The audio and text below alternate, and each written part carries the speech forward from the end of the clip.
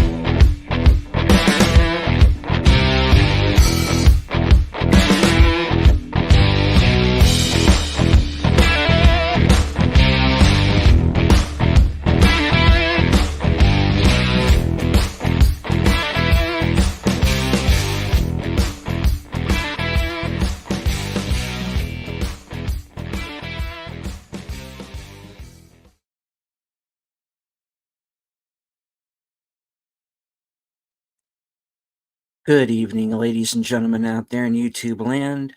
I am Deleted Scenes, human being, American, and YouTube Ronin. And I would like to welcome you to tonight's episode of Live from Sparkwood and 21.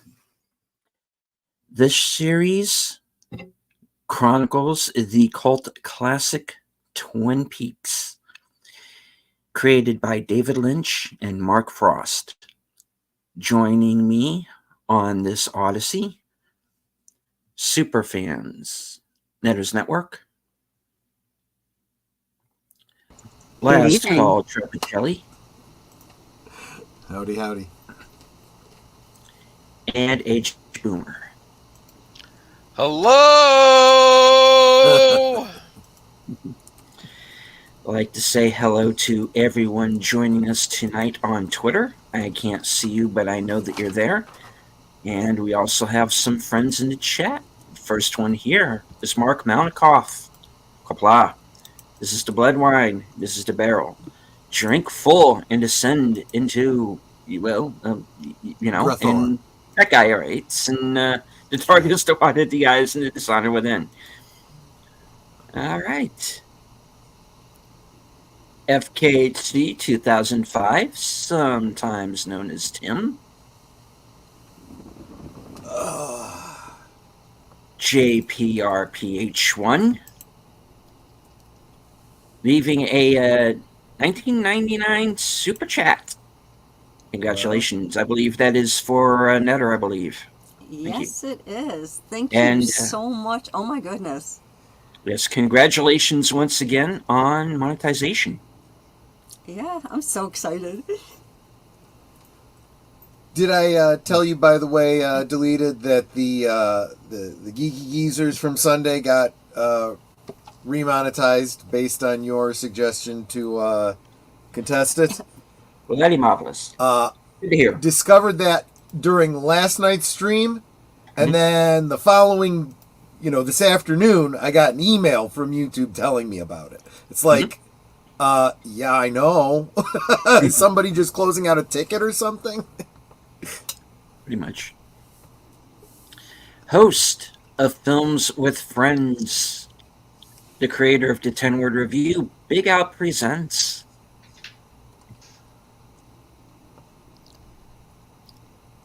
Enigma Severus.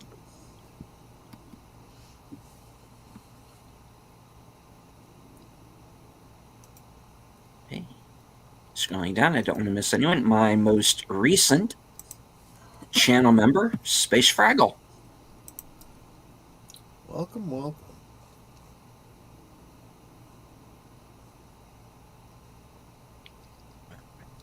And the tired midnight blogger himself, channel member, Faithful Blue Wrench, Curtis Selby. Tired blogger raid, right on. Woohoo! All right.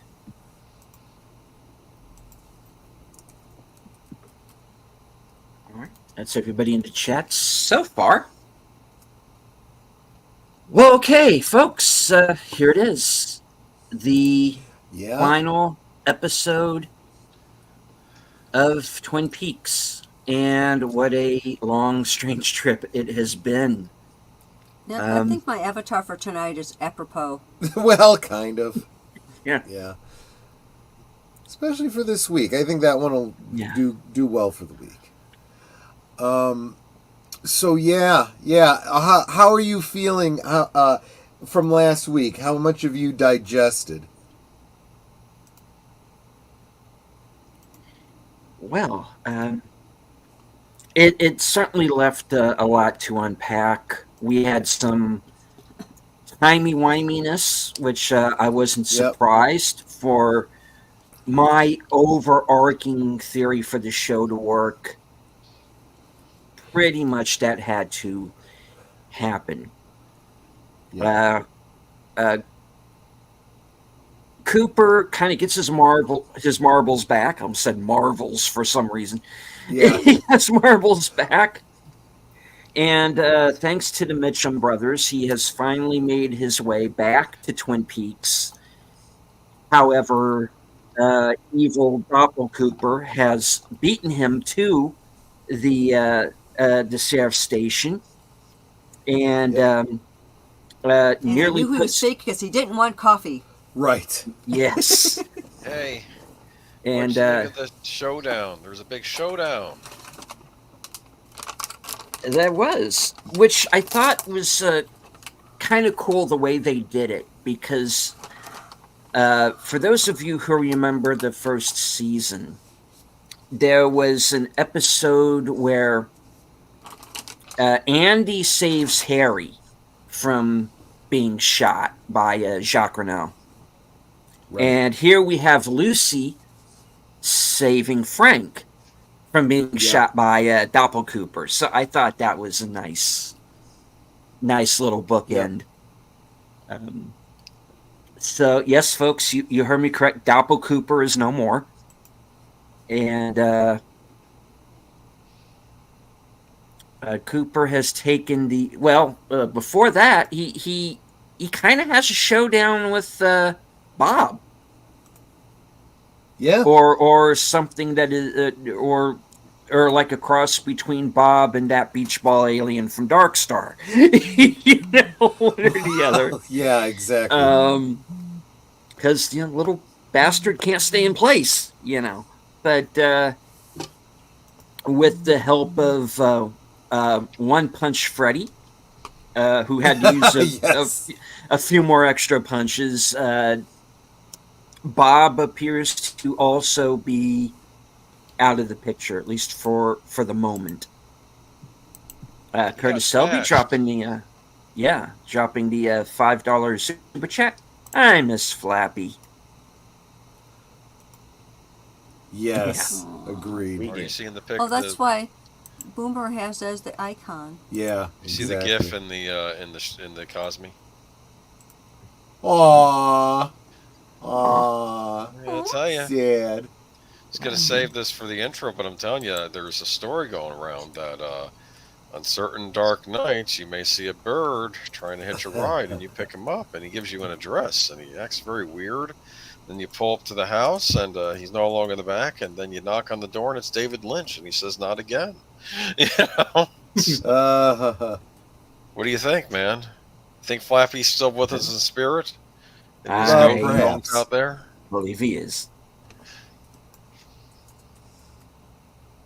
All right, so after dealing with both Bob and Doppelcooper, they head on over to the Great Northern, and Cooper uses the room key for room 317, and winds up back in 1989, the night that Laura died. Yep. So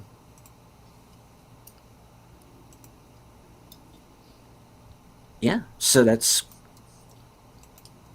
kind of where we are at the end of the previous episode. Yep. Now the What finale. What's crucial is that we already see that history has been changed by this. For Mm-hmm. example, the body of Laura has disappeared from out in front of the Packard's place, and Pete was able to go and go fishing. Mm-hmm. You know, Without it being interrupted. without having been interrupted by the girl. But she is still missing. She has disappeared from even from the waiting room where Cooper would have received first her whisper of who it was that had killed her, and then something else, and that'll be followed up on tonight. So don't want to give too much away, but yeah, that's where we're at now. Do you think Cooper saved the day, Stephen? Possibly. There's one more character I would like to see show up before this is over, but the fact that they have gone as far back into the timeline as they have gone, perhaps that person might not now show up, which is. But I don't know. I don't think we're out of the woods yet, obviously. So Quite I mean, literally. quite literally. Yeah. Yeah. And in the chat, Enigma Sever says, so after this, what will we do now? Well, after this, I think Deleted Scenes and I kind of agreed that we need to take a week to just get together and kind of look back at all of it, start talking about our impressions and our thoughts overall, right? Yeah. And then you're going to come back and just go, weird. yeah, weird, exactly. And then this will soon become the Full House rewatch stream. Okay, we're gonna start from the Yeah, beginning. Yeah, What? I don't think so. What do you mean I don't think so? Not Full House. What? No. But I do have the final dossier and the secret history of Twin Peaks also to go through. So we'll be going through that in future weeks as well, and then we still have the fan film to take a look at. The what's it called again? Beyond the Nightmare? No. I'm drawing a blank. That's not what it's called either. It might as well be. That does sound like a title that David Lynch would give something, right? Give me a second here. Let me see. It was. I forget. Well, there's still the Flappy behind the music. Right, exactly. Queen of Hearts, yes. Queen of Hearts, that's what it was. That's right. Queen of Hearts.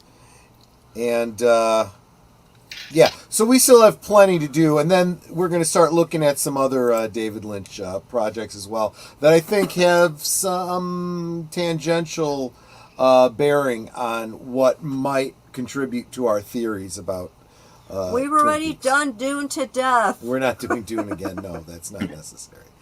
But anyway. But yeah. So should we go ahead and Yep. Let's do it. Let's do this. All right. Get to it, Let's get it started. Let's get it started in here. All right. The Cosme link is pinned to the top. It should be there for everybody in all the different platforms that you're looking at. And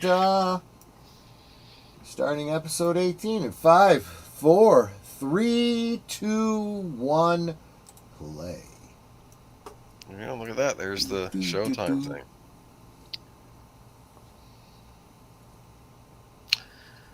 There was a last will and a testament for Flappy. Was there? Yes, and he had didn't really have. He said that he needed all of his estate money to be put into a fund that could be added to and accumulated because he eventually wanted his face added to Mount Rushmore when enough funds had been accumulated, and for his descendants to petition, the U.S. government to add his face because he was a true And American. it actually has been. They've done that. It's just that it's life size. You mean actual size? Yes, actual life size. Something. It's all they could afford, right? Right. Yes, I sent that one to Aged Boomer. You saw that, right, Terry Gar? Yeah. That's the big one. That's the big one. That's a big one. You excited, Steven? Huh? No, like I said, it's been a long road.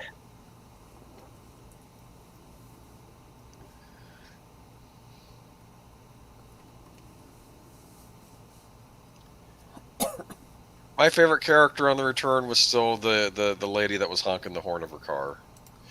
The one that was driving Netter crazy, remember? Right. Well, she has some evil, nasty stuff going on inside that car. Yes. Fire! Speaking of evil, nasty stuff, right? Whoa. Yeah.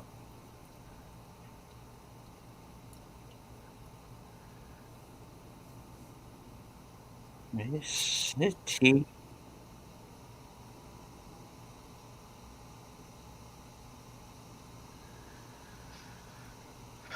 That is a lot of hair. Yep. I mean, he didn't just pluck out a strand, he plunked out a chunk. Yep. Oop, it's jumping.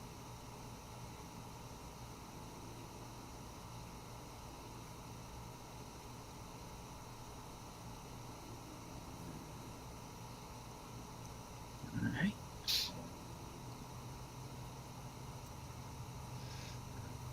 Welcome back, Dougie. Yeah. Exactly. So that's Dougie, the actual Dougie? Well, as actual as Dougie ever was, he's still a tulpa.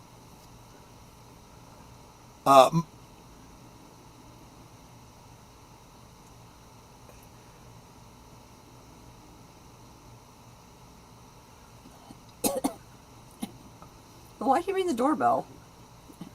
Because he probably didn't have his key. So my theory... And did you see that he said home? Yeah. My theory is that the original Dougie was a tulpa of Doppelcooper, and of course this one is a tulpa of Real Cooper. Cooper proper, yeah.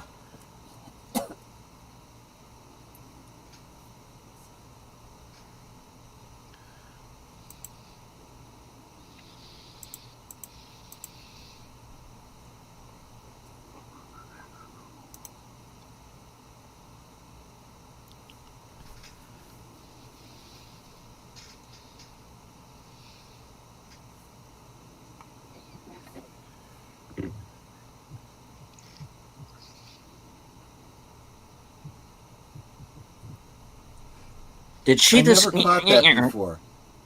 Yeah, that sounded a lot like the Yeah, that's our girl. like the frog bug thing.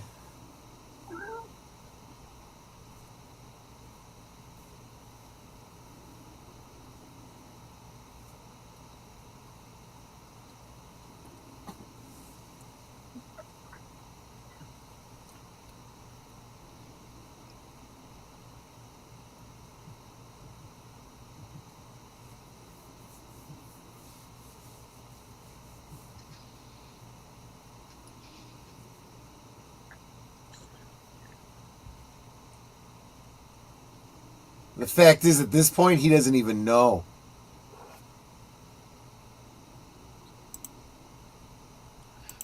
Whoa. Yep. Okay. Bye!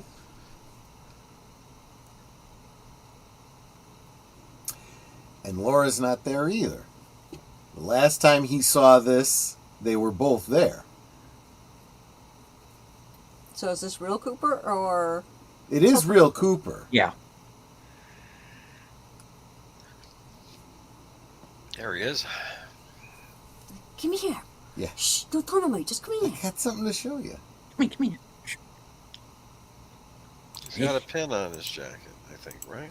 Yeah, it's as I recall, it's a pin that represents some specific sect of Buddhism.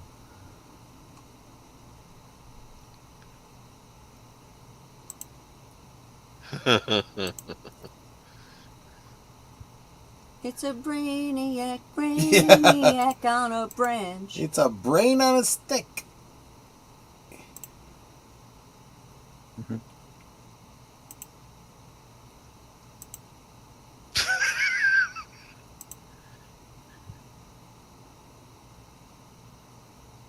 Does it have a mouth? Yeah. Kinda. Welcome, Connie.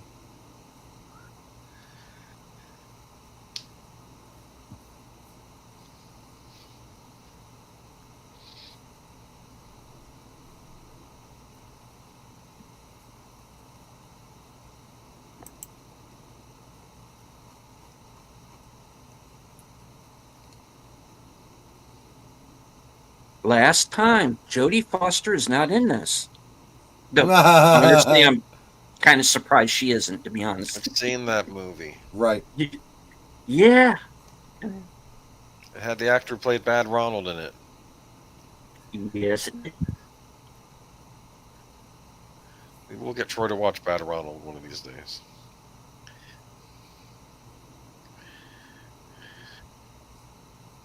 Oh my goodness.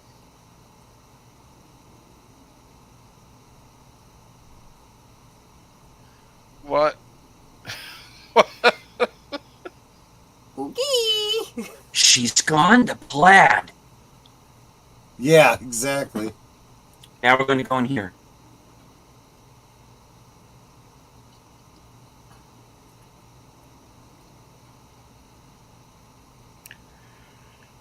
Oh, of course. This will clear everything up. Who it is?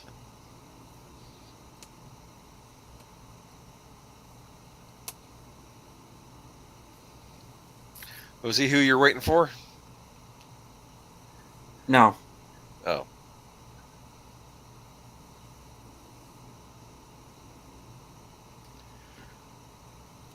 Makes me wonder how many rooms are there. And they're pretty big-sized rooms.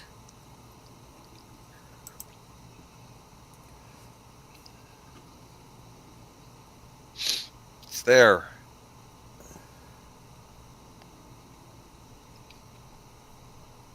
Let's shot backwards again. Probably.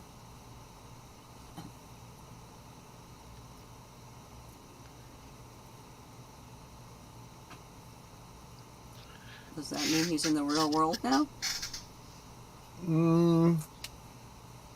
I see The trees. term real world is very difficult to define.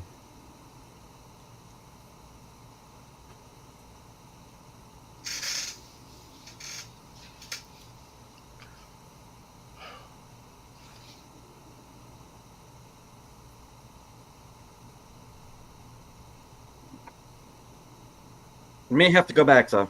I don't know. Oh, yeah, that's a good question. That's a fair question, yeah.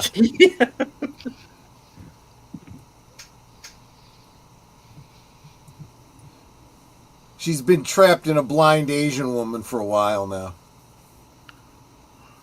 So did they have something going on? It would seem. Well, we don't know. I mean, we know that she did with Evil Cooper. Okay, wait. Back in Twin Peaks Sheriff Station, she macked on him pretty hard. Yeah. After she lost the blindness Oh, yeah, that's right. and became a white woman again. Okay, Yeah, so we where we really going? don't know. we really don't know too much about his relationship with her outside of this, really. Dude, look at the thing in the chat. That's from was Yeah. from what Dallas? Dallas, yeah. Yeah, very funny, Tim, but you're probably not all that far off.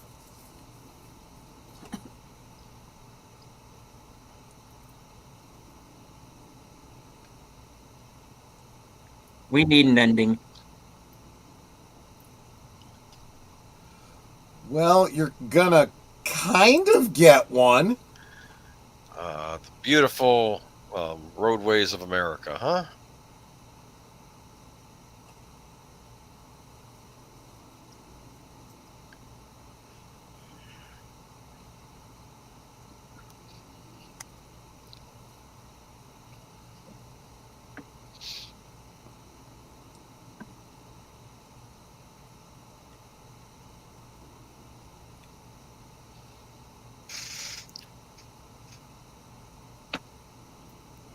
And 430 is significant? Apparently.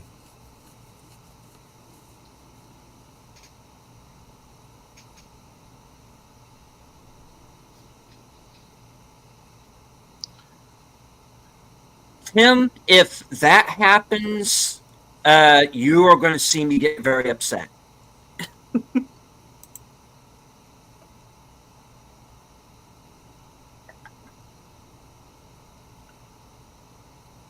I like the color red of Diane's hair.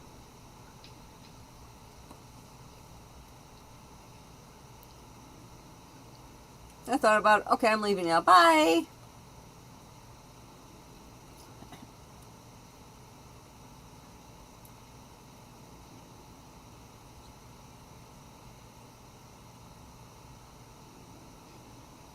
So did he go back to the final coordinates? Is that what they're doing? I think so. Okay. There's all that electricity. He seems to have some knowledge that we're not completely privy to.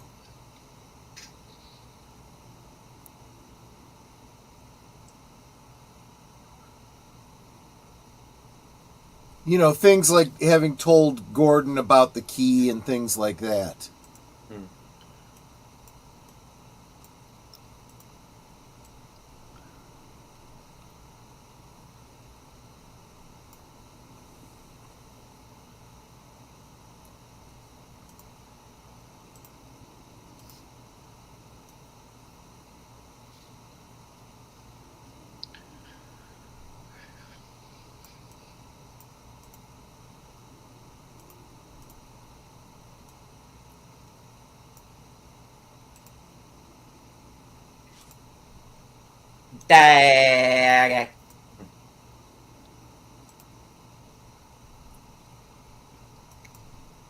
Kiss me once, kiss me twice, kiss me once again. Well, that's just what he's thinking, and we don't know if we'll be kissing again.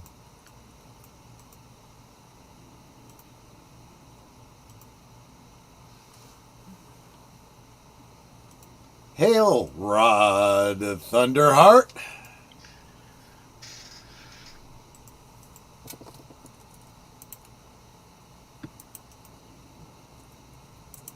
So yeah.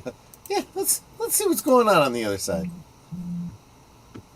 What's going on this side?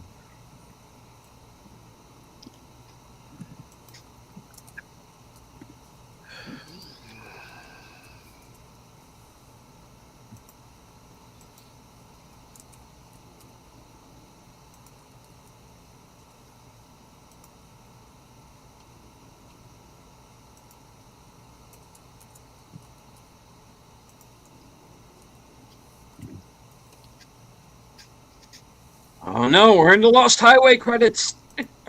Looks Yeah, like exactly. maybe there's a connection there, huh? I'd be surprised if there wasn't at least a nod to that.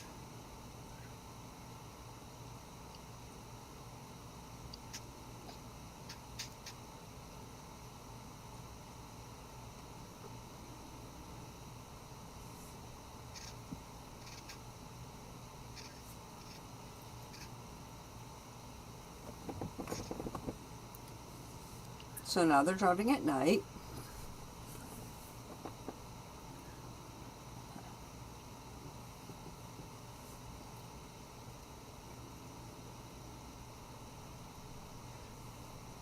And the question is that the only difference?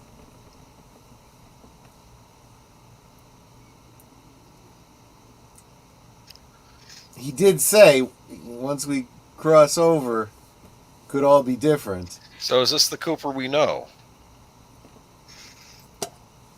Good question. He says it was. Is that an inn? What is that? Yep, it's a motel. This Psycho prequel seems weird. Yeah, exactly.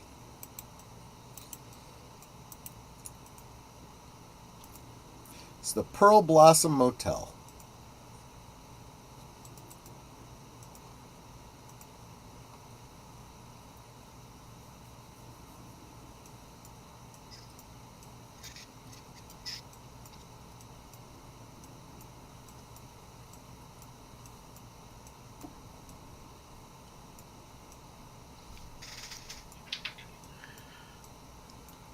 I would like to take this time to remind everyone that the Cliff's Notes will be available in the lobby.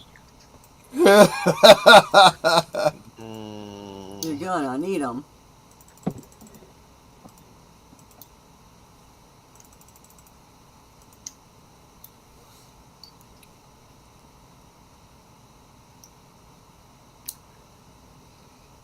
think they have a free continental breakfast there?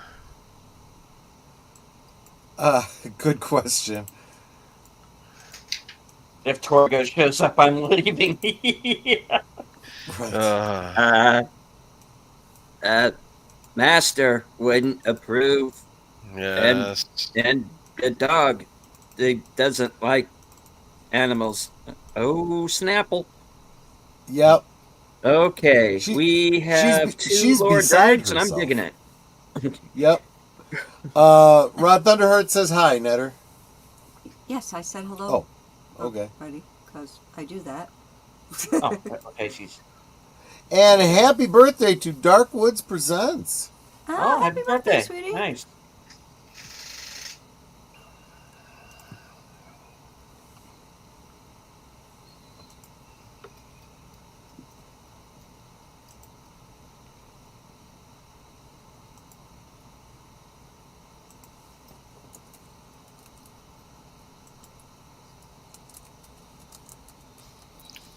Does she have to like go beat herself up now?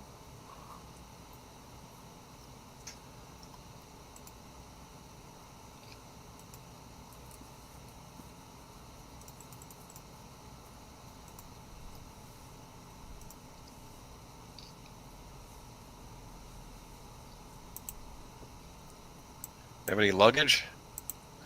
Or do they just have Nope. baggage? They have plenty of baggage. Oh yeah.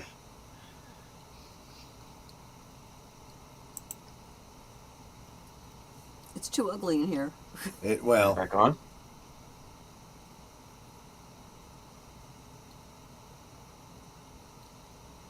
We wait. Or you can do that. yeah. Are they gonna have some snuggle time? You could call it that.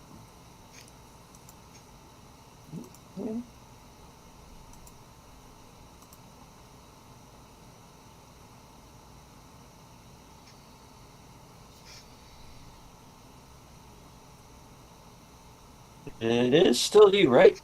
Was somebody? Okay.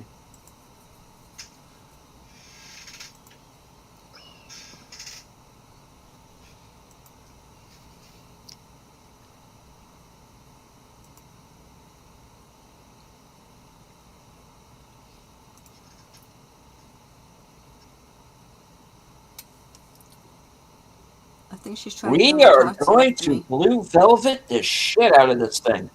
Whoa. Yep.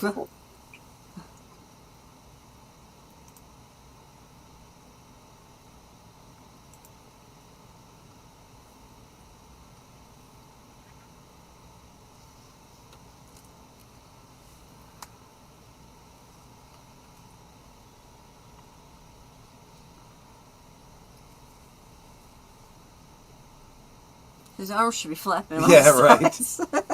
Yeah, no, this is different. Yeah, it's not Janie and Dougie. Right.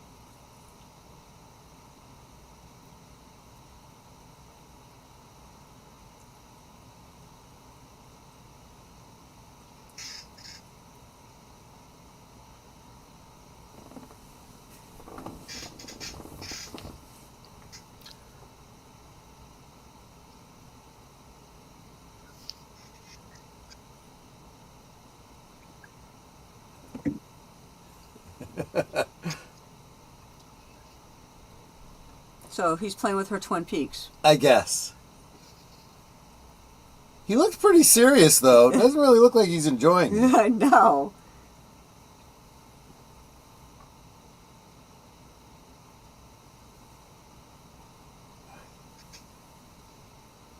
She has a very bony back.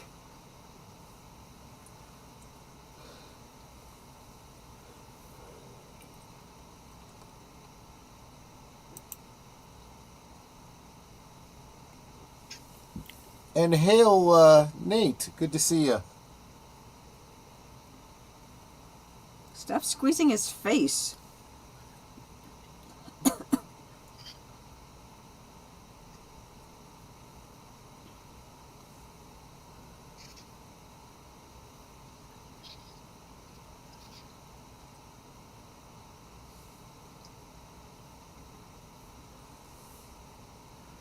Kind of wondering if she's enjoying it.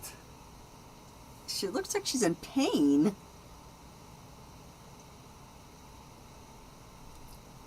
Yeah, she definitely seems conflicted. It's like, can you get your hands off my face? I can't breathe.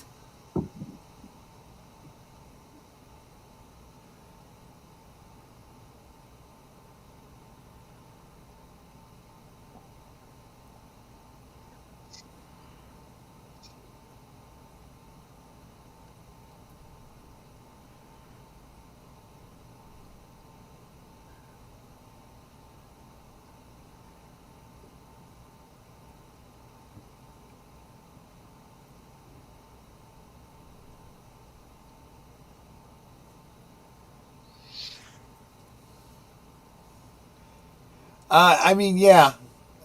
Getting freaky in more ways than the usual. Yeah. Well, what's funny is that the little sheep was licking in time to the music. Yeah, yeah.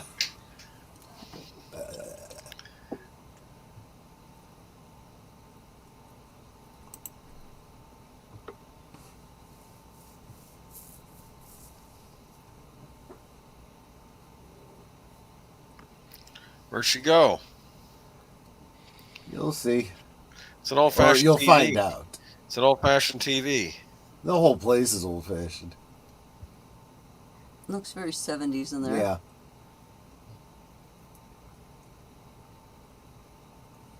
Yeah. Diane, it's 8:35 a.m. I just woke up. You've left the You're room. not here. And yeah, you're not here. But you did leave me a note. And my The note underwear is reads as 25 follows. years old. Oh. Yeah.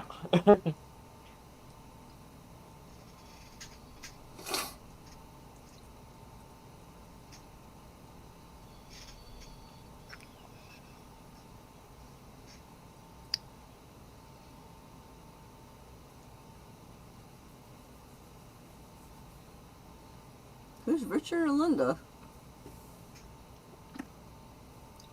The fireman told him to remember Richard and Linda.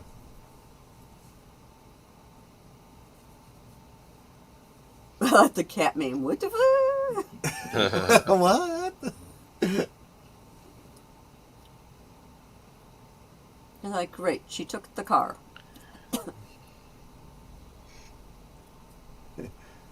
She said thanks for coming. Oh, maybe she didn't take the car. It is a different car. Oh, yeah, this one's new.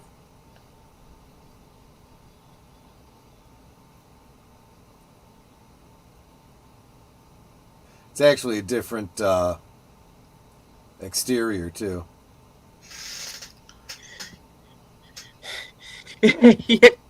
Remember when we were on that desert planet and we changed the whole Yeah, ecology?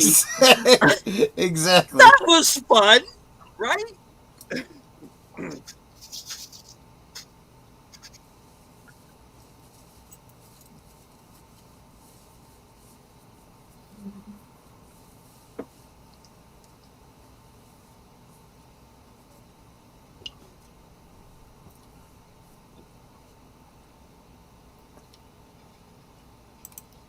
Yeah, you're absolutely right. It's a completely different. Well, and Odessa's a pretty long way away from Twin Peaks. Yeah, because that's Texas, right? Yeah.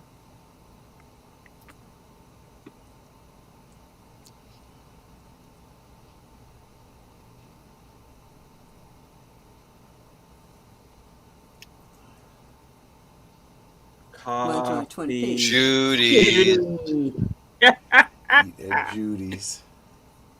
Judy, Judy, Judy. Judy, Judy, We Judy. are not going to talk about Judy, but we are going to eat there. Think they have chicken and waffles? I was Yeah, just together. wondering if they'd have coffee and cherry pie, but you know.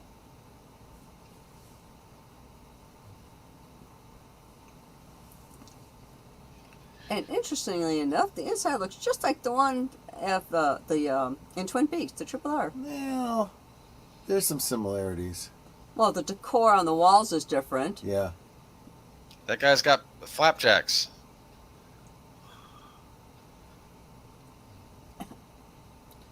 Okay, their floor is set up differently. Yeah. You'd think they'd have more tables then.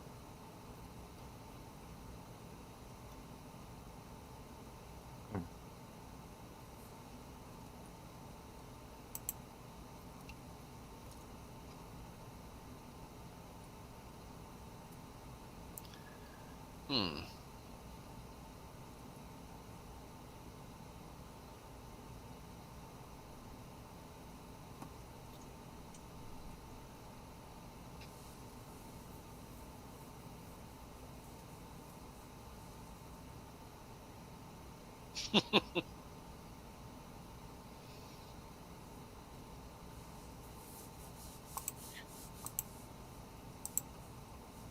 What does that mean? She's not showing up to work?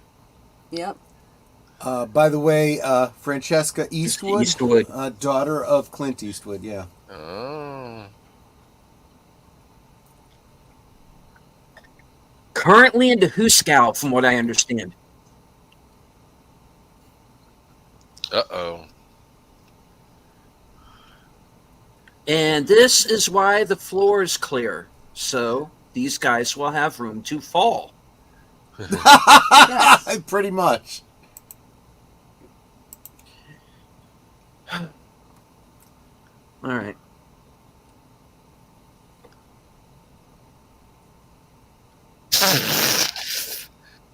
Oh! Anybody else want to Where live? do you want it?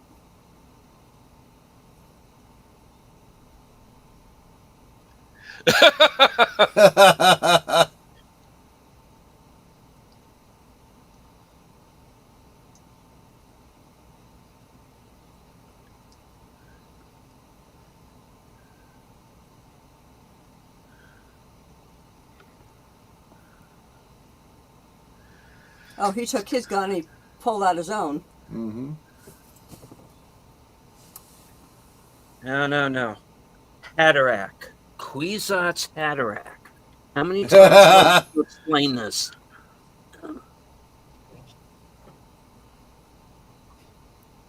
He's barely touched his pancakes.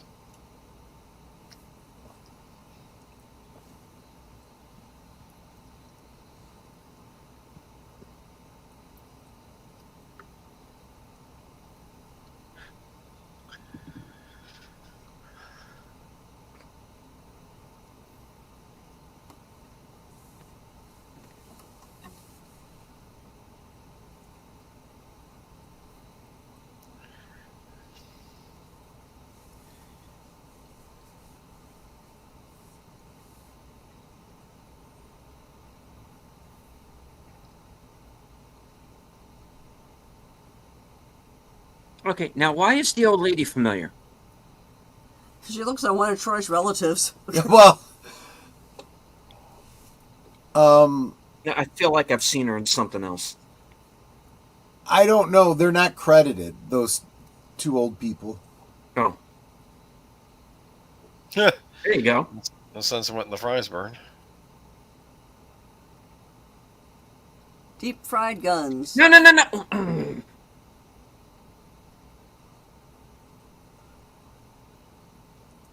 Yeah, that actually might set the bullets off. No, I don't think so. Well, it's certainly going to ruin the guns.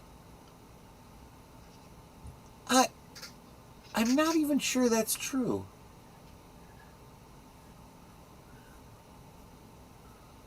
Well, I'm okay. I'm outie.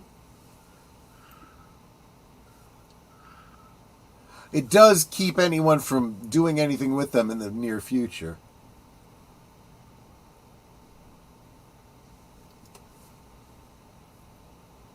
No shit.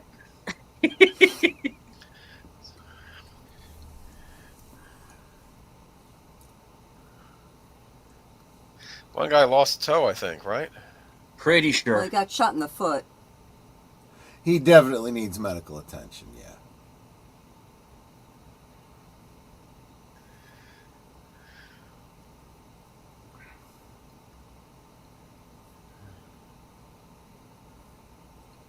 You got your ass kicked. That's what happened. Yeah, exactly. And you're lucky to still be alive. Because he could have taken you out. We now return to No Country for Old Men, already in progress. You're right. For, like about the last 10 minutes. Okay.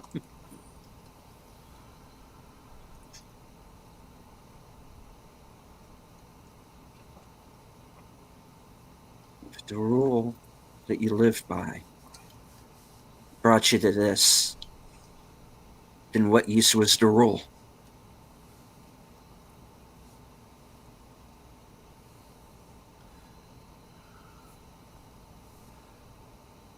There's a 6. There's electricity. Yep.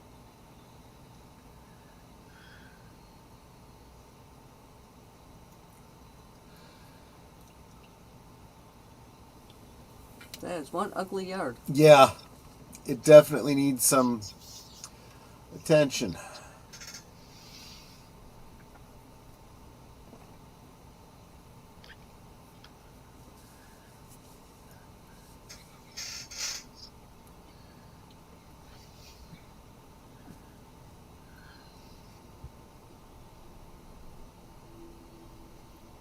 That looks like a new lock on that old door. I watch way too many crime dramas. Like NCIS? Yep. Although I haven't watched an episode of NCIS in years.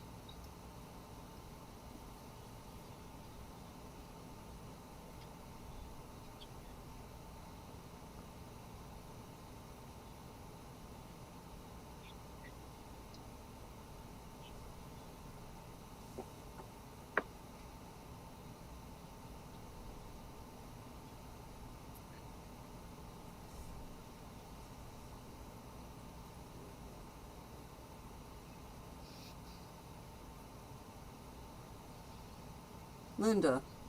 I bet Nope. she's Linda. No. Okay. Carrie Page. She's been missing. As in missing Page.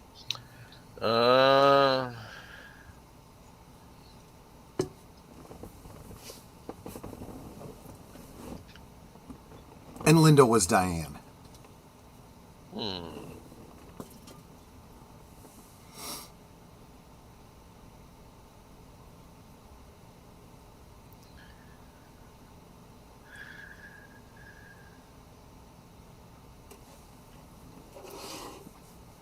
Who may also be Zool. I'm not sure.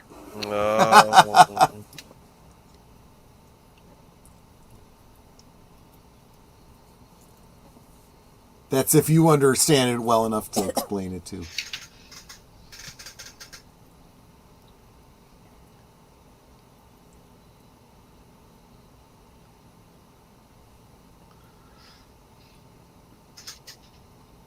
Until you somehow transported to Texas. And Yeah.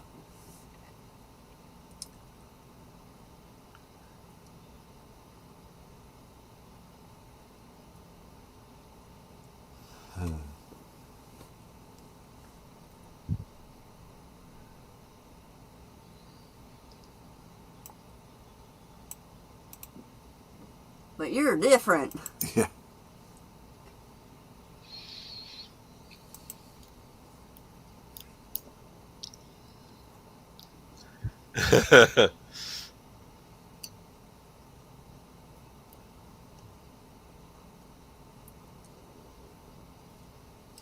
Notice though that he never showed her any sort of identification. True.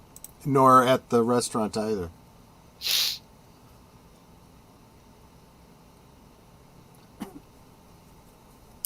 State.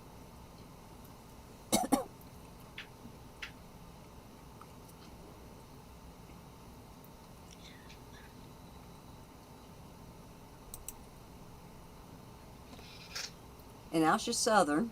Well, they're in Texas. That is appropriate.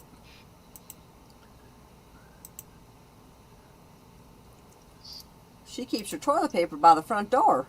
Apparently. Whoa. okay, we didn't kill that guy. In fact, that's He's just sleeping. Clearly been dead for a while. he's only Yeah, mostly he's a dead. rigger. There's a white horse. The white horse. Laura's mom saw that, right? True.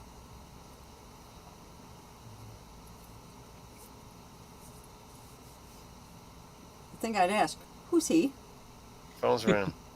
Is that those towels? What is that?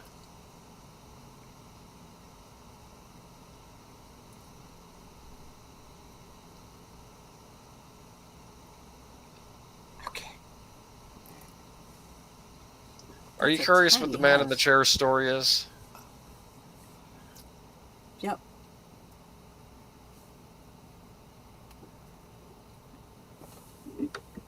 Yeah. She's easy. If she's got no food there, she may be hungry. We're going to pretend we didn't see the dead guy. Yes. I'm sure he had it coming.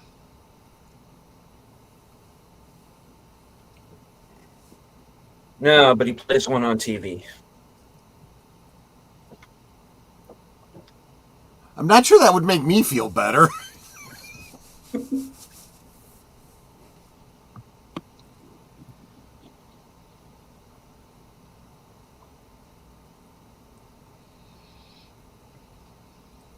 On a dark desert highway. Coming out of Odessa, yeah, I guess it would be a desert highway, at least for part of the way.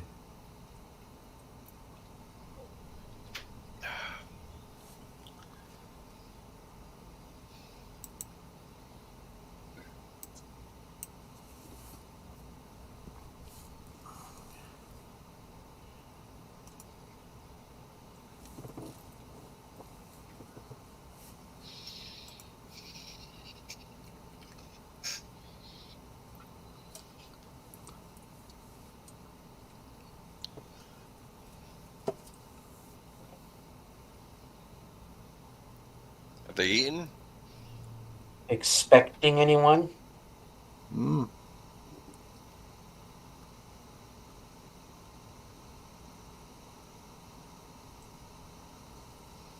Well, it's not the dead guy. You're absolutely right. It is not the dead guy. That's one thing we can be sure of.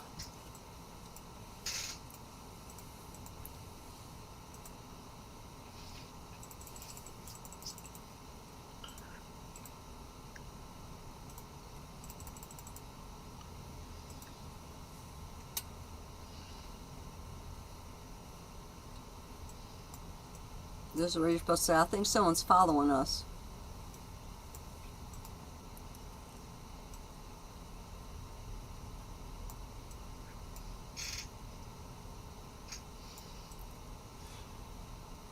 Thing is, when it's late at night, there aren't a lot of cars, long stretches of road. They're going to be going the same way you are. It doesn't mean they're actually following you.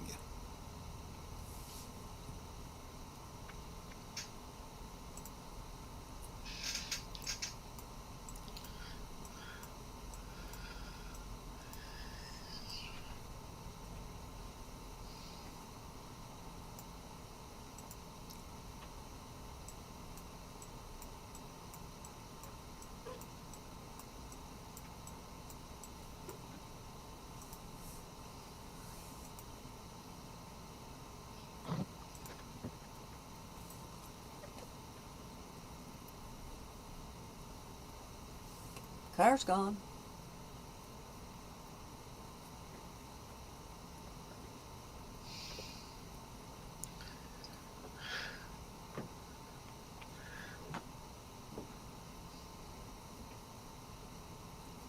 Okay, how long would it take to drive from Texas to Washington State? It would take quite some time. I've driven from Florida to Washington State. It takes a long time. It's a 3 to Yeah. 4 day journey.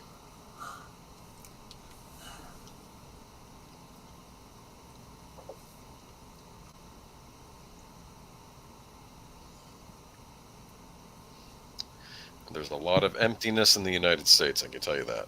That is true.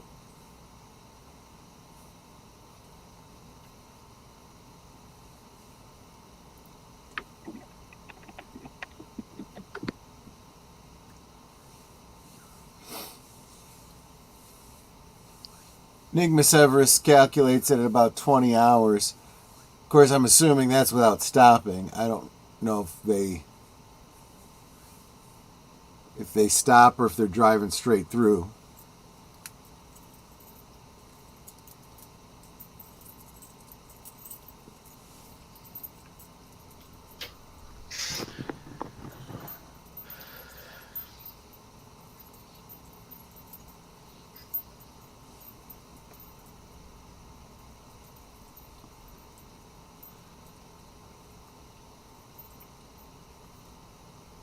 You're right. I'm getting a lot of Lost Highway vibes here.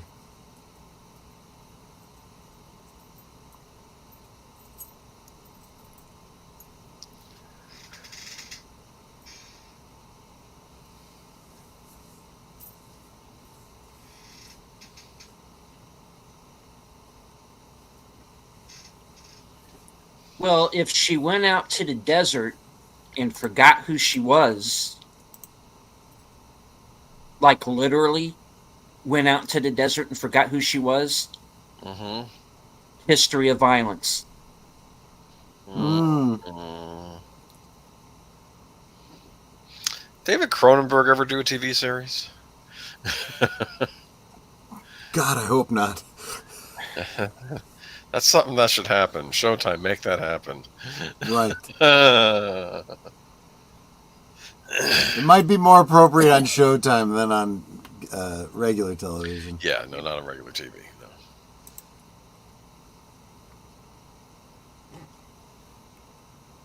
Like that gas station? Yep.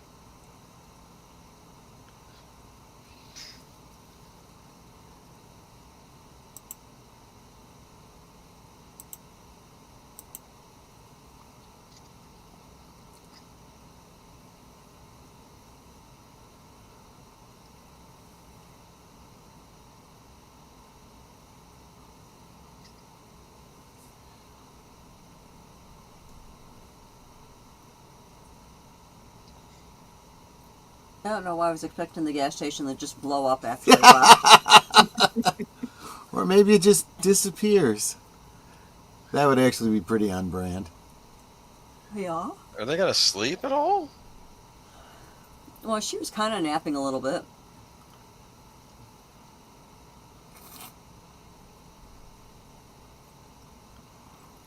Now I'm doing all the driving. The whole fucking way from Brainerd driving. No, sorry. Yeah. And I Ah, can't really Far sleep down. in the Sorry. car while we're driving, unless I'm like laying down in the back seat. Because if I'm sitting up, it's like I'm still awake, even though I don't appear to be, because my eyes are closed. But it's like I can't really fall into that sleep state. Curtis says the sequel to Smokey and the Bandit is weird. Right.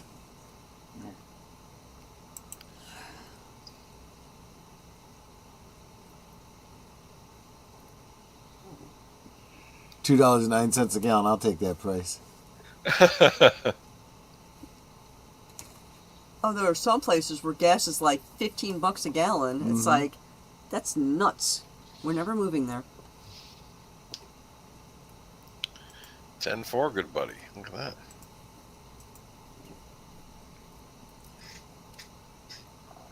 The Triple R Diary. Well, it's closed.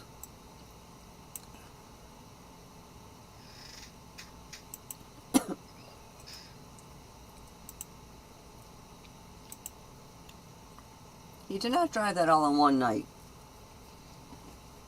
Did he? Interesting. I was going to say, interesting that you say that, because they don't. It does appear, by the way that we've been watching it, that it's been one night, but There for was all no- we know, it could have been multiple days, and they just didn't show it all. Yeah, because I mean, they should have had daylight at some point.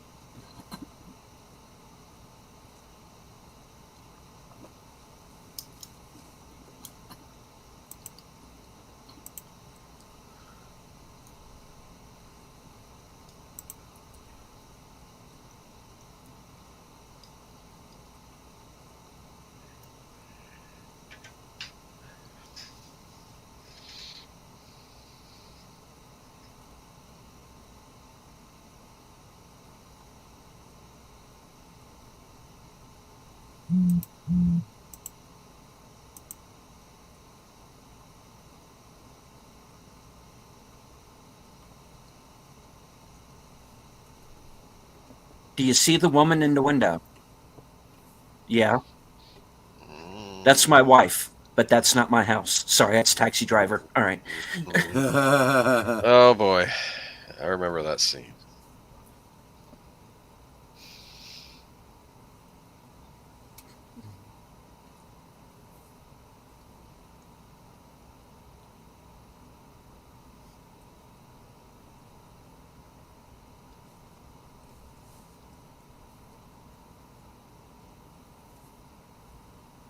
Is All your mom right. still sane?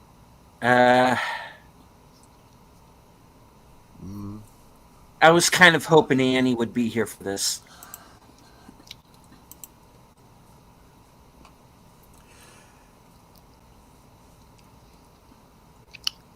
I think you're going to have to wait for Queen of Hearts then. Yeah.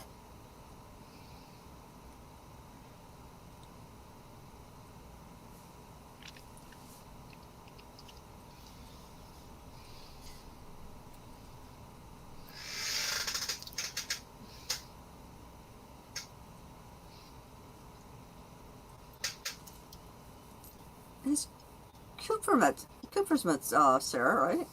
Oh, yeah. Sure, sure. I was trying to remember. It's been a while.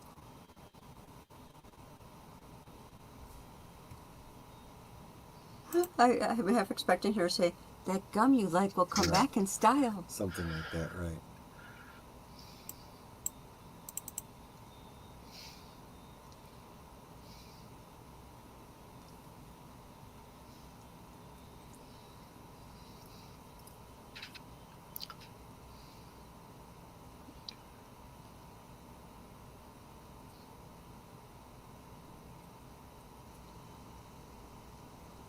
Well, depending on the hour, she may be asleep. Who the heck are you?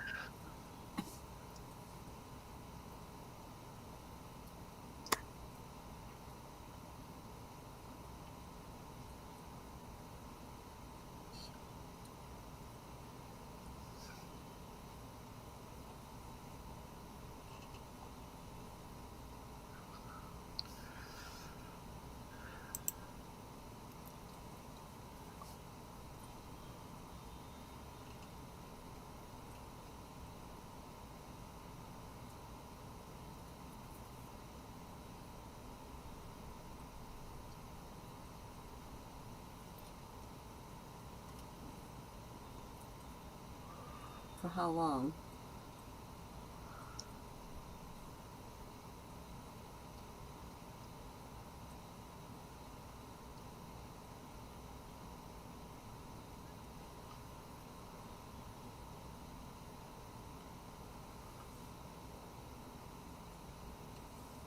Oh, for frack's sake! Wait till you find out what her name is.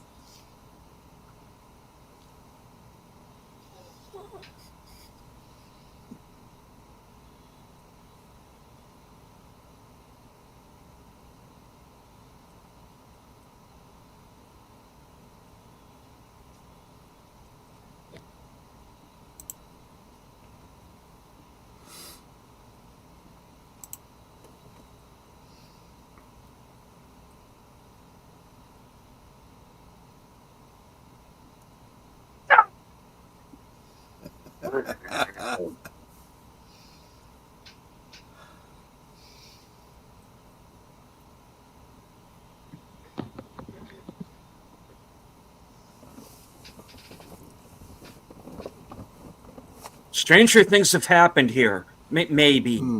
I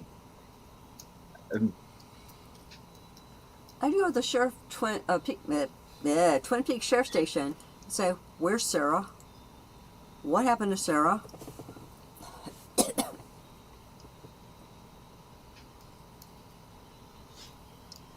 Well, yeah, he would have to start saying, is there anybody here that we know?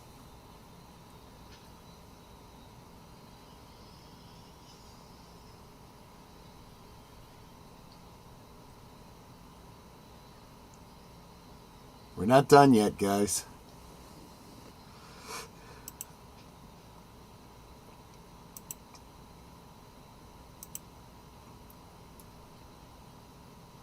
Yeah, there's still one more card to play.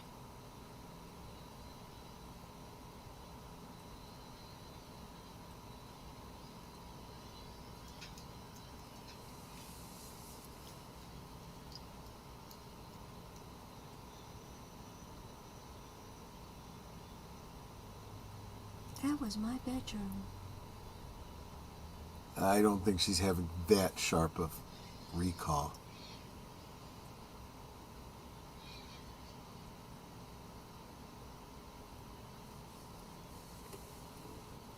It's like, dude.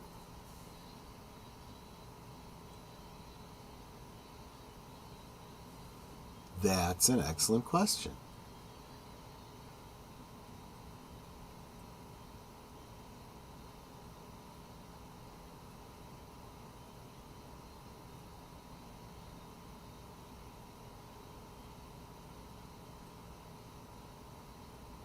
I'm afraid I'm going to need you to answer that.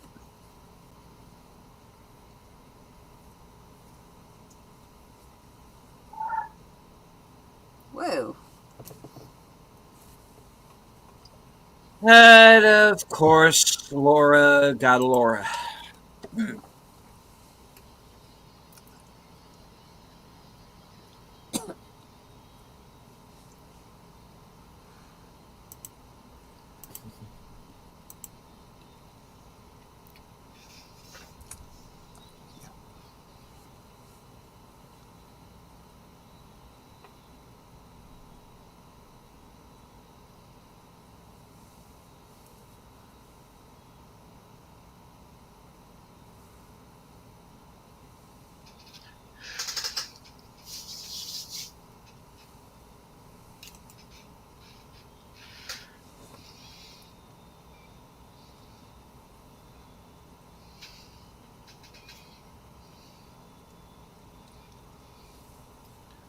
What's she whispering? That's the $1 million question.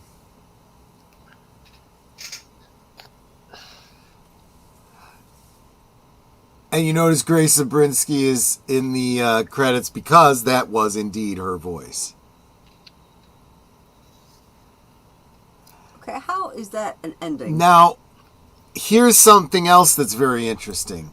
Alice Tremont, played by Mary Reber. Mm-hmm. Mary Reber is the actual owner of that house. The voice of her husband was Timothy Reber, her husband. Well, that explains why she couldn't act. Yeah, that's pretty much true, yes. She's not an actress. But they came to her, asked her if she'd be willing to do it, and she's like, yeah, I can't act, but I'll do it. And that little piece of trivia has caused a whole fan theory in and of itself.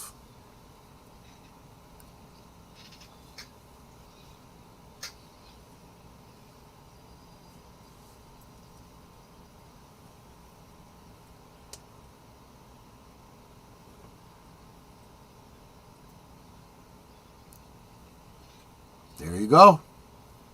That wasn't an ending. That was Nope. just Laura screaming. Yup.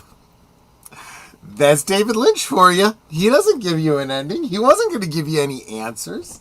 But Dale never found out what year it was. That's true. And that is actually quite crucial. Maybe we will examine that as we start talking about the secret history of Twin Peaks.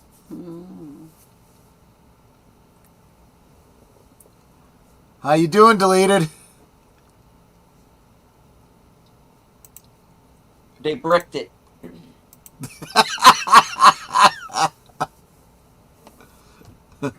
Blair Witch? Try!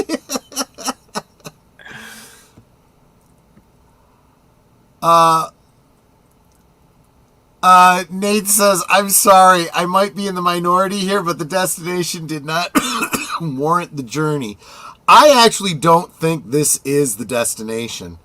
I think that in very oblique terms, I don't think there's meant to be an ending. I think that David Lynch is basically saying this story is whatever you make of it from here on. I'm not saying this is the end. This is just how the story continues. And if I choose to revisit it, maybe I will. When will he revisit it? I don't really believe that he's going to. Well, Blair Witch had more closure. Interesting you say that, because that also dealt with some timey-wiminess, too. Yeah. did it? Well, yeah, because you do have something in the woods that is manipulating space and time. Yeah. Well,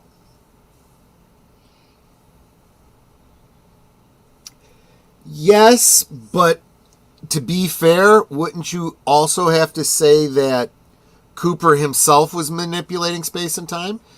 I mean, he doesn't have direct access to the mechanisms by which one travels through time, but he's using the mechanisms that exist to mess with things. It's very clear that he either misunderstands his purpose or he is overstepping what his responsibility is. He's trying to change history. And we all know that comes with consequences. And it's already had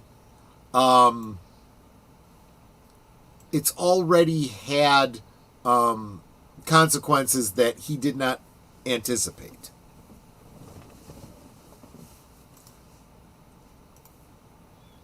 Okay, so I'm going to throw out one possible fan theory that seems like one of the most obvious based on the information that we have, right? So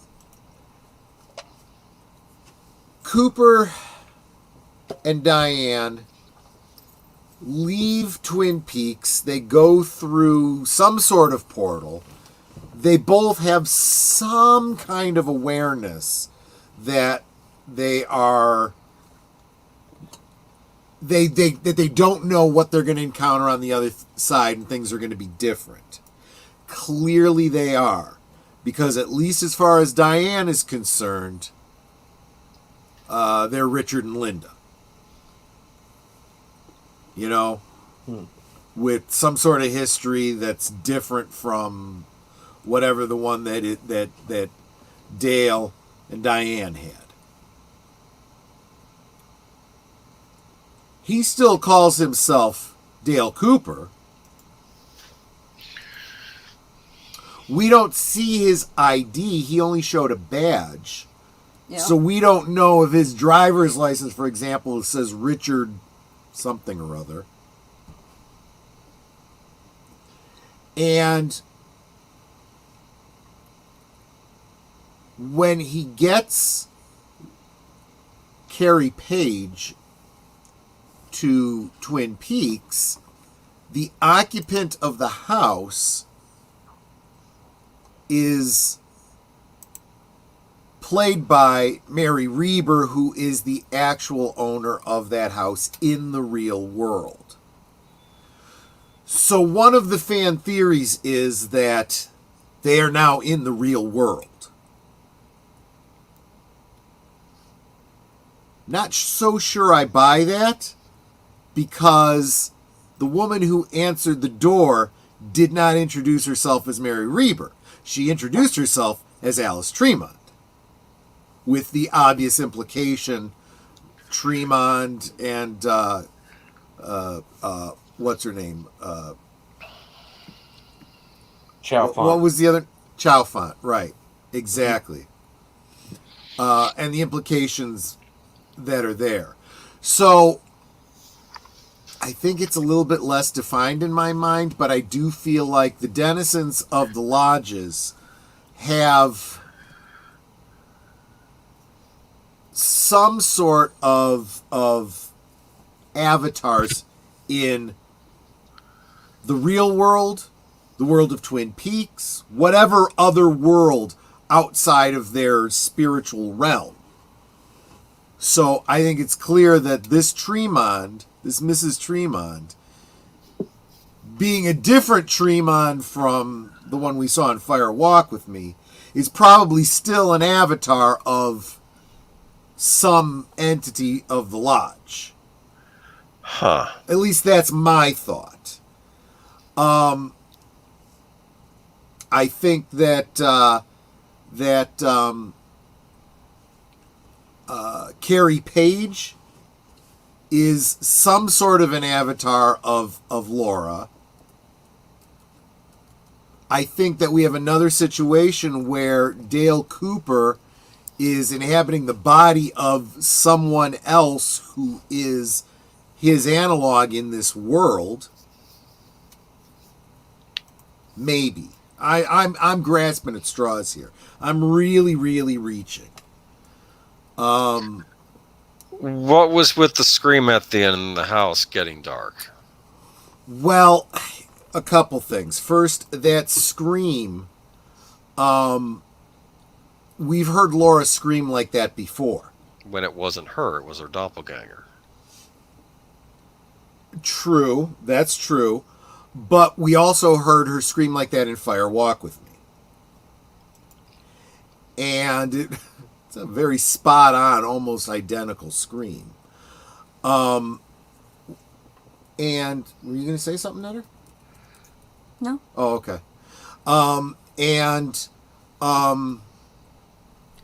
The lights in the house didn't just go out. The lights in the house went out, and the exterior lights also went out. Yup. There's a couple ways I can take that. One of them you're not going to like. So one possibility is that's David Lynch's way of saying, that's it. That's the end. Boo! But I don't know. That also seems like, too much of a fine point for David Lynch. He doesn't usually work that way, so maybe not. I'm just throwing that out as one possibility based on the artistic cues that we have there. And Space Radical says, I need to watch the whole series beginning to end, Yes. because I am just in the dark about it all. You and just about everybody else, even those that have seen it many times. But that's kind of part of the fun of it. That really is. This is what we've been talking about. Okay. That we could have, 2 seasons of a television show, a film, assorted books, and then another season of the show 25 years later, and still be talking about it, analyzing it, thinking about it. That's kind of fun, Now, Darkwood's Outer Range is a show we're very familiar with here on our Yeah. channels. We watched every episode of both seasons. Unfortunately, from the looks of things, we're not going to get a 3. That sucks, yeah. Yeah, but we're very. We always considered Outer Range to be what would have happened if David Lynch and Taylor Sheridan got together and did a TV show. Yeah, exactly. Are there any other weird shows on now? I don't really watch anything, to be honest. Yeah, On there's as nothing far as current that I'm series. watching, yeah. What Showtime current, doing now? They were the ones that spearheaded this whole thing. What are they up to? What is David Lynch himself up to? Is he or Well, Mark? He's been having some struggles with his health. Yeah. He's not well, sadly. The projects that he's been working on lately, he's literally been doing remotely from home, via things like tools like Zoom and whatnot, because he can't really travel long distances. He is he has COPD, and he is using I think an oxygen tank. Oh, that's too bad. Yeah. So, telling you kids, don't smoke. Don't smoke.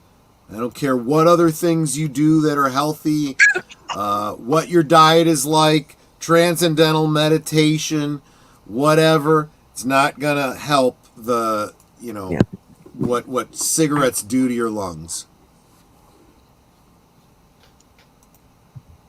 Darkwood says after the writer's strike, nothing is good anymore. Well, here's the thing with me. Is pretty much what I've been watching on the regular are Twin Peaks, which I have now seen every episode of. Outer Range, again, have seen every episode of. I got up to the 5th episodes of both Tulsa King and Terminal List.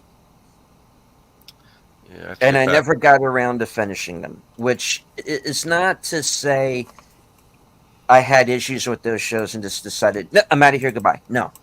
I find myself, the older I get, when it comes to newer series, I find myself being in less and less of a hurry to finish them. So, yeah, I don't know if it was so much the strike. The strikes did a lot of damage, let's be honest.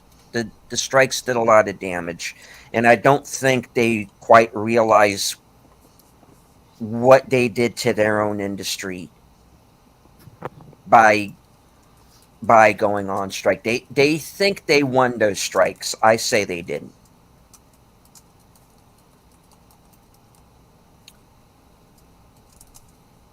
And when you throw in, and this part is entirely my opinion here, guys. This is me giving an opinion.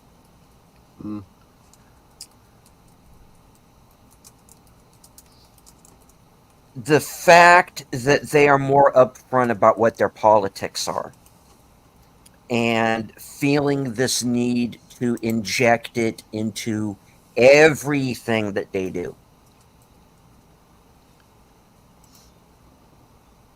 One thing that I liked about this show, and maybe it was the fact that they shot it in 2016 and did it in 2017, is there's not Twin Peaks was never anything that had anything political in it.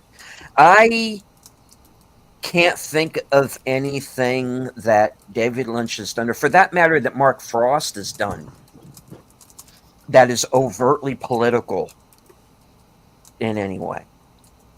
So I was happy for the fact that we watched something that wasn't preaching at us. I mean, if you're terribly sensitive, there were some fairly liberal, nods, but not in a terribly preachy way. No, I Just didn't in, see anything politically overt in this.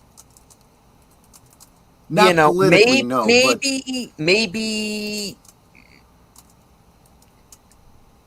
maybe with Dennis, but Yeah. well, Denise. Sorry, yeah, the Dennis Maybe- Denise thing is maybe what I was that- thinking of. Yeah, maybe that. But that's one scene yeah, that's what I meant. It's not. out It's of not. an 18-episode it- season. It definitely does not rise to the level of what you'd call woke these days. That was definitely just old-fashioned liberal, Yeah, which sensibilities. I kind of miss old-fashioned liberal, to be honest. Honestly, at this point, yeah, it's I would rather have that back at this point, because at least, and again, my opinion, folks, you can, if anybody who watches this later disagrees, let me know in the comments. yeah. You'll be helping the algorithm. Ha ha ha. Anyway, Mm. I would rather deal with an old school liberal at this point. I can sit down and have a discussion with somebody like Richard Dreyfuss. He's been canceled. Yeah, well, Well, They don't like him anymore. that's fucking tough, Yeah. They're going to have to deal with it. And, I would rather have a conversation with him than, say, a John Leguizamo or,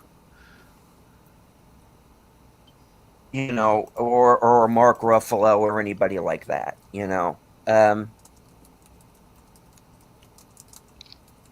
Now, I am willing to believe that most of the people involved with this show probably lean left. Not everybody, and we know it's not everybody. yep. But I mean, I know of at least two that are at least libertarian, lean into the right. Yeah. and again, I can't 100% pin down what David Lynch's politics are, because whatever they are, he keeps them out of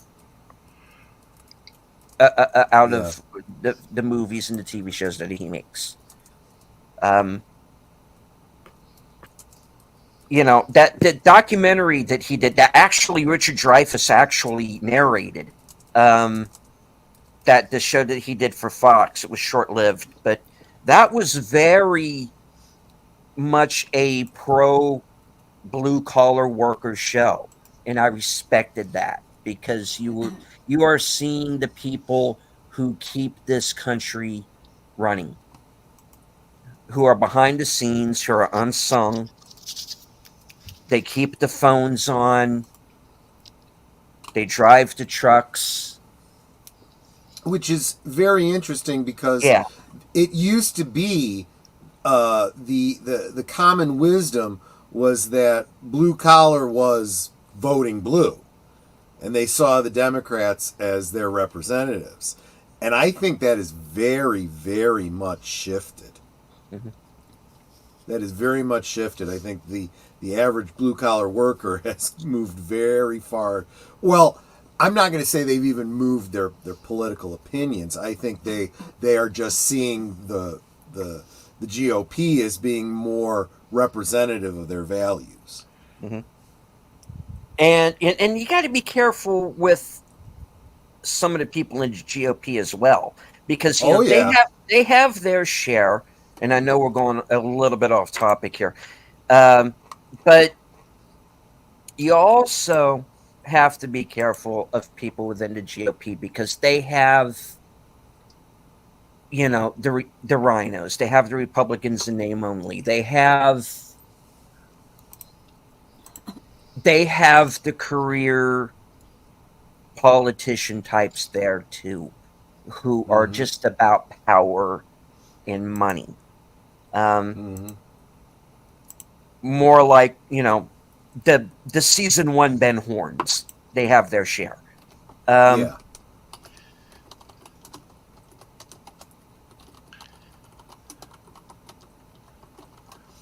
Yeah. but you see it. I don't look at the world the same way now. Then I'm wondering if I had seen this first run, what my opinion would have been. Mm. But I'm seeing things through new eyes now. You know, I Yeah. am not the person I was in 2017. I'm not the person I was in 1989 watching the first season of the show first run. Being this Mm-hmm. high school kid who got obsessed with this show that changed the way I look at television. And Mm-hmm. now I don't even watch television. Yeah. Well, uh there's not a lot of must see TV these days. I'll say that. Yeah. True. No. You get pale imitations of what once was. Yep. Yeah. And I was talking about this the other night on another show, was they got the wrong message from Top Gun Maverick. That was, again, a 30-year legacy sequel, but was made with love and with heart by people who wanted to make the best movie that they could.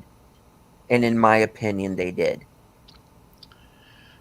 But Hollywood looks at it as, oh, people want to see 30-year-old sequels. And let's not make it good. Let's make it Tuesday. Mm-hmm. Well, yeah. And that's why everything after Top Gun Maverick has sunk like a stone. It's not been good. I mean, what the heck have they? I'm even trying to think. I thought this was an abysmal summer for movies too, but you know, I don't know. You know, I guess Deadpool Wolverine was the big hit. I guess, yeah. I think this has been a terrible year for film, and even worse for television. This is one of the worst years I've seen. I I am thumbs down on half the movies I've seen this year. And not just thumbs down. Don't even bother to even like pirate this. That's how Hmm. bad I think it's gotten. You know, and the problem there is we're also losing the greats. Yep. We're losing the great directors. We're losing the great writers, either because of death or because they're just getting the hell out of the business because it's not what they signed up for. That's why we're going to lose Tarantino. He doesn't need Hollywood. He can write his own ticket. He's out of here. I'm telling you. It's not Yeah. fun anymore, No, it's not. And especially not after all this Me Too stuff happened. That didn't help matters. Frank we Langella's career came to a halt because of an yeah. accusation that I think was unfounded. Myself, from what I've heard, yeah. Mm-hmm. Fraggle says the last movie I seen at the theaters, The Watchers. I thought it was pretty good. I mean, it was a fresh story. Yeah. Um. I didn't hate that movie. I didn't think it was the best movie I'd ever seen, but I didn't hate it. Certainly. Do I think you need to go to the theaters to see it? No. You know what I think a big problem with television series Oh, nowadays too is they take too long to get seasons out. It used to be you would it get a yearly yeah. season, and now it's like you wait 2 years. I mean, there was I don't watch House of the Dragon, but there was a big kerfuffle over the fact that they didn't get the big finale they were expecting because they think they ran out of money to Yeah. shoot like this big battle finale like they used to have on the old show. Mhm. And thank you, JPRPH1 for the 9.99 super chat. Great stream and great series. Looking forward to more great stuff on Tuesday nights. Yeah. This is not. This show is over. But there's still much more to Right. unpack, and we're certainly going to be doing that next week. We still have the books to discuss. We have the fan film. We're going to have uh, some guests, Yep. possibly, maybe, hopefully, Yep. who will be coming on and discussing those. And there's also a video game. I haven't played it, but we could go into Hmm. that. Um, and of course, we want to revisit some of David Lynch's filmography. After tonight's episode, I kind of want to revisit Lost Highway. Mm, Um, yeah. there was a lot of Lost Highway in tonight's episode. There was a lot, just having Kyle MacLachlan and Laura Dern. I'm always going to think Blue Velvet. Um, True. which was, in my opinion, very much a precursor to Twin Peaks. In a lot of Um, ways, I do think you're right. Yes. yeah, I think that was the trial balloon, honestly. Um, Eraserhead is just so insane. It really doesn't fit in with Twin Peaks necessarily. I don't think, but who knows? Um, Inland Empire, I've never seen. I'm kind of curious to see that now. Um, although I think that's going to play more into Mulholland Drive really than this. But that's the thing, is I'm kind of looking at this in a way as a multiverse now, because Lynch himself has said Mulholland Drive and Twin Peaks exist in the same universe, which I can see. But now it's got me thinking, how do his other movies fit in? Certainly Blue Velvet does.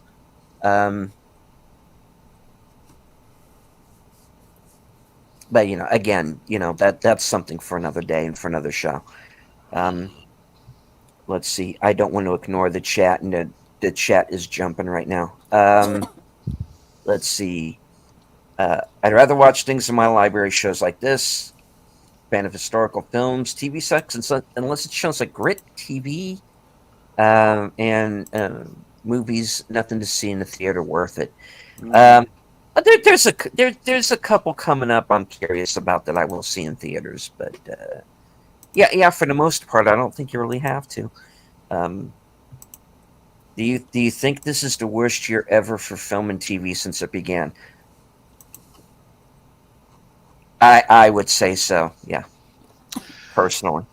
I remember, of course, 2001 ended on a high note with the first Lord of the Rings movie coming to theaters, but that was a really awful year, 2001. I Mm. think people were distracted because of current events, especially a certain thing that happened in New York City in September. But Mhm. I remember that, and that was another casualty of a strike, actually, because if you remember back in 2001, they were all terrified of a writer's strike that was gonna, and Yep. they weren't gonna be able to make movies, so they started greenlighting anything.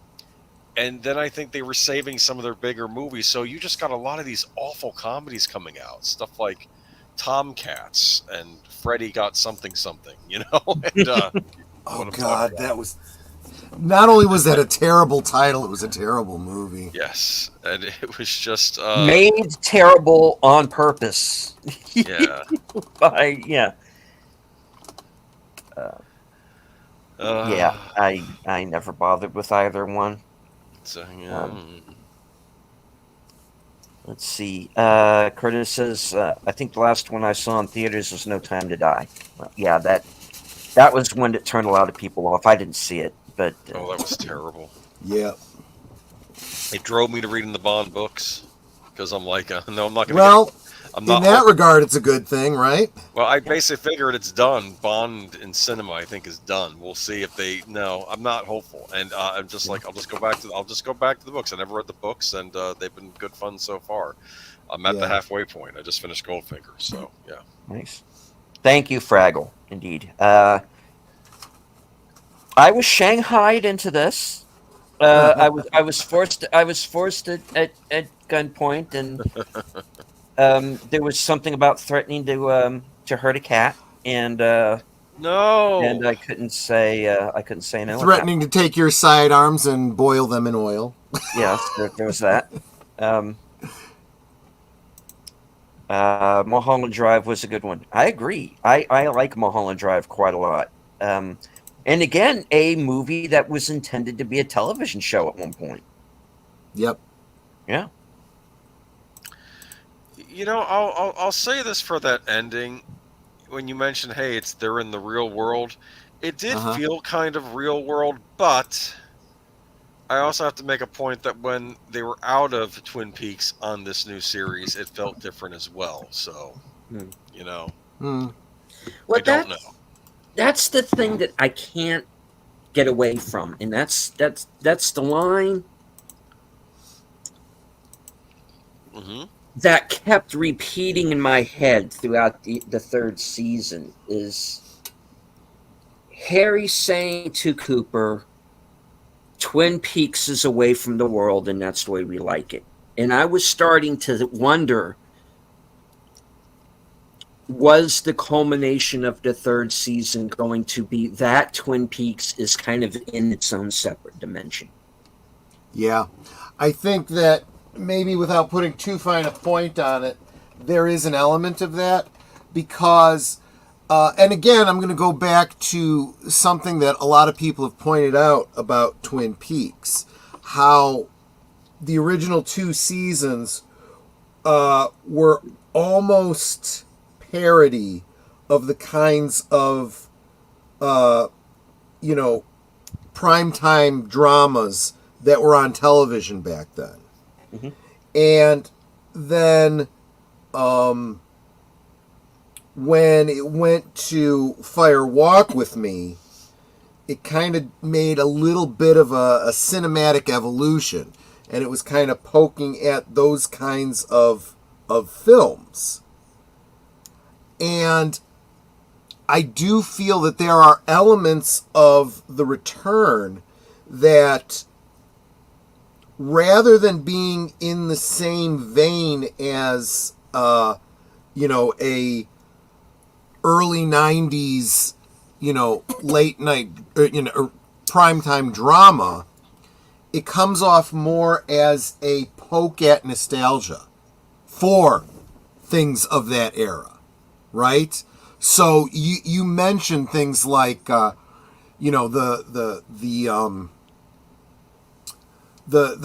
getting the wrong message from Top Gun Maverick, right? I think that's exactly the kind of thing that David Lynch is pointing at with this. That maybe that TV show you loved back then, maybe it's better to leave it there. The final culmination being, look at all these shows that are supposed to be so aspirational and wonderful, and everyone wants to turn them grim, dark, and realistic. And nobody likes that. So you get to the end of this third season of Twin Peaks, and it's literally set in the real world, with none of the magic of the show that you loved. And it ends with the lights going out. Done. Goodbye. Bye. Yeah. And, You know? and then a guy in a members only jacket walks into the diner and maybe he shoots Tony Soprano. What? Well, yeah. Sorry. Yeah, but I mean, and then they went off and did that crazy spin-off movie about a guy named Harold. Anyway, God, I hated that movie. Sorry, What movie? Sopranos fans. Many Saints of Newark. Oh yeah, that was Yeah. disappointing. Yeah. Ultimately disappointing. They got a good actor to play his son. Well, of course, it was. I mean, to play young Tony was his It son. was. But, Yeah. Yeah. and I did like Ray Liotta's character in the prison. He was interesting, but yeah, that was about it. I think the rest of Do, that movie could go. do you and okay, this is how we can play the Sopranos into Twin Peaks. Do you think the Ray Liotta character, the one who was into prison, do you think he was real? Yes. Okay, because I know there's a fan theory that he was just in His mind. that he was just in that he was just in Dickie's mind. Yeah. Oh, for the love of Mike, the Sopranos isn't supposed to go into. I mean, they did have the weird Sopranos episodes where you'd see Tony's dreams, or when he was in the coma. But no, everything Yeah. took place in the real world. It wasn't like that, unless there was no setup for that. Like if it had been like he had gotten shot, and it doesn't mean like he was stuck in a coma and he was seeing his uncle in the like they didn't do that divide. That this is Sopranos would tell you if something was in his head. It would have made clear to that. Do you understand? It would have made all that clear. But again, I don't even know if David Chase, how involved he was in that movie. It just, I don't really feel like getting into it. That was a disappointment. It should have been made. There, I said it. Okay. Yeah. So, yeah, but my interpretation of the ending of The Sopranos was that whether he died right at that moment, that he was assassinated at that moment, if it wasn't in that diner, it's eventually going to be somewhere else, because he has chosen this life for himself. He has chosen this life of violence, and he's always going to have that hanging over his head. Now, I had a theory going into season 3, and we'll talk about this more next week. Mm-hmm. And for a very long time, I thought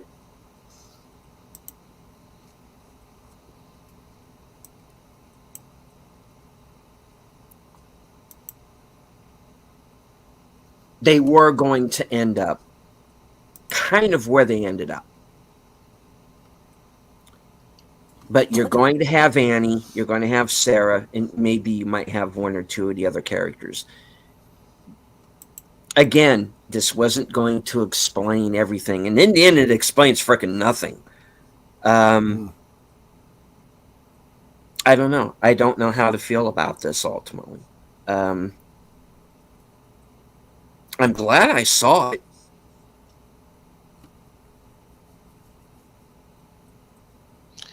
Yeah. But, preliminary, I would say on the whole, I don't think it got any better than it did in season 1. I would say that's probably a fair analysis, and I think that it might very well be one of the points that David Lynch probably wants you to get out of it. You know, just my thought. You know, but here's another thing, and I know we got to go. We'll wrap this up very quickly here. Another show where I can't get away from the first season is Stranger Things. Yeah. I have never seen Stranger Things past season 1 because there's a part of me that is stopping me from doing it, because I thought that first season was so perfect and it got so much right. It got the time period right. It got it got the music right, except for one song selection, and I understand why it's there. It was that throwback to Spielberg and Carpenter and King when they were at their best before CERN did its thing and we wound up in the timeline that we're in now. But, Yeah, exactly. Dude, there's an anime about that. hmm. Like CERN are the villains in the anime. Yeah. But the point is to me, that was perfect. And it came out at the right time because I was the age that the younger kids were at the time the show takes place. Then I became a teenager at the time that they would. And now I'm an adult, so I can relate to the adults. It was the one point in history where I could relate to the younger kids, the teenagers, and the adults all at the same time. And there was nothing false story-wise, and there was nothing false on the emotional level. I went, this is perfect. You can leave this series right here and not go any further and be perfect. Leave it as it is. Yeah. And I think that's where I was with season 1 of Twin Peaks. Maybe that was the perfect place to be for the perfect time for that point in my life. And maybe I'm rebelling against what I am unsure about. And maybe that's where I am with season 3. Like I said, maybe if I had seen it first on in 2017, I would feel completely different. I don't know. We'll unpack this all next week, folks. Well, you know what? There's one other very good point you just made. Mm-hmm. Watching it in 2017, at the time that it released, very different experience than watching it in 2024. This is a very different world. Yeah. That is true. And this will be next week will be part 1 of my 140 episode treatise on the similarities between Twin Peaks, The Sopranos, and Stranger Things. Thank you, and good night. Okay, no, I'm kidding. I feel like you already gave us a bit of a prologue to it. Yeah. Sopranos, my favorite television series. Alrighty. Well, we have another series that a couple of our friends here on the panel are revisiting, and that's going to be coming up here starting in a few moments. So we're going to go around the horn here. Troy. Yeah, so if you stay right where you are, well, depending on whose room you're in, if you're in my stream or Netter's, maybe deleted scenes, not sure, you will be auto-dramatically forwarded to Blake 7. Yep. Last Call presents Blake 7. We will be watching the next episode, Mission to Destiny. That will be right after this. And then, of course, Thursday is Halloween. So, Netter, what's going on Thursday? Well, we are going to be watching an interesting horror film. It's kind of a docudrama. It's called Behind the Mask. It's basically a documentarian following around a serial killer to find out what he does and why he does it. Stay tuned. Yep. So, yeah, that's a very interesting one. If you've seen it before, you probably love it. If you haven't seen it before, you're going to be very interested. And if you pop over to Maria Wittiantelli's channel, you will see a what do you call it? It's She's- a premiere of what's Francesca? She's kind of like one of those psychic peoples, and you might hear some familiar voices while you're there. So check that out. She premiered that tonight. Let's see. Cool. Thursday. Saturday, Big Al presents films with friends. Galaxy Quest, probably one of the best Star Trek films in recent years. Yeah, that's saying a lot, I guess. Yeah. Which brings us around to Geeky Geezers, where I'm the co-host over there. Yes, on we'll be Sunday. talking about some news. Which the big one this week is, of course, the Concord. They went scorched earth on them. Yep. What else is going on this week? Fortunately, some sad passing ways. We have Terry Garr, of course, she's in the news. Yeah. And I'm sure there'll be other stuff. Oh, and Alan Moore going on a bit of a rant, which we'll talk about. Against At this point, when he says something, I just roll my eyes. That's what I him. almost didn't even want to post it, but if it's we'll knock it out if there's more stuff to do this week. But if not, we'll talk about it. Yeah. Okay. Cool. There you go. That brings things back around to me. I am going to be joining Outlaw Bill for a special Halloween version of Action Theater, and we are going to be watching Silence of the Lambs. And then because Thursday Things is going to run a little bit over this week, I will be presenting the weekend update at 9 p.m. 9 p.m. instead of 11:30. Again, tentative, but right now 9 p.m. Let's see. That gets me back around to what do I have coming up?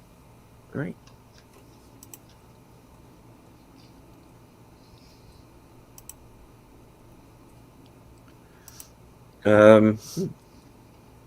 Oh yes, Western Cinema Presents. The link is not up yet, but Western Cinema Presents will return Sunday at 4:00 as per usual, and we will be watching the director's cut of The Wild Bunch.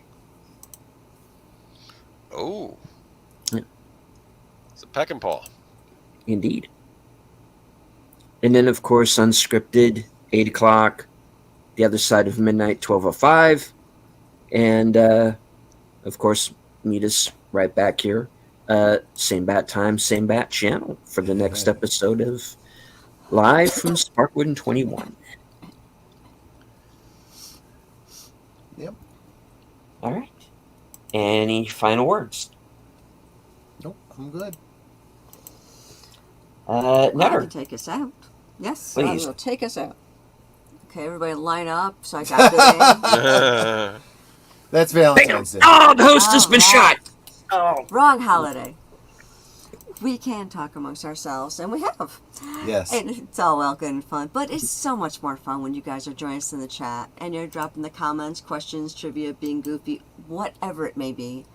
And it doesn't feel like we're separated by miles or continents in some cases.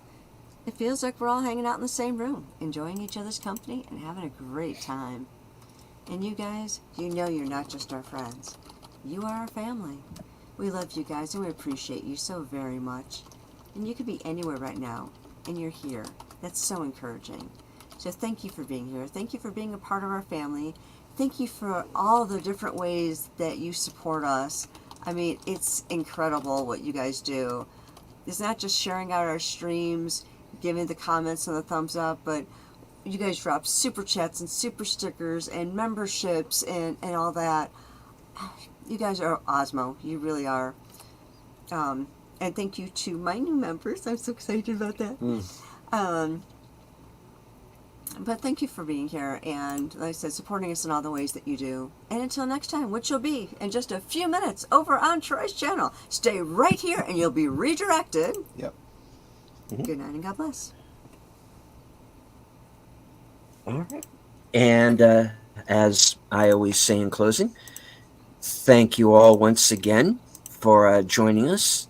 Those of you in the live chat, those of you watching on our various channels, everyone watching on Twitter, I can't see you, but I know that you're there, and everyone who watches the replay. From HQ, the corner of Sparkwood and 21, and all points north, south, east, west, and beyond, including places where multiple Laura Derns might exist.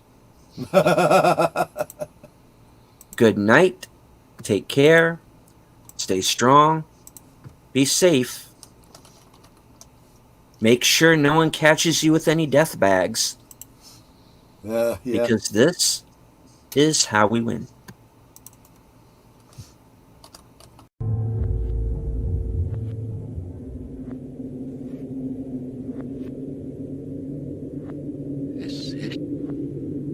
Future war is past. Hallo, hier ist Klofeld.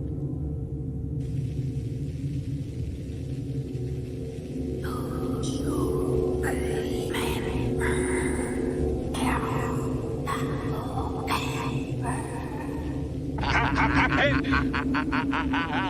ha!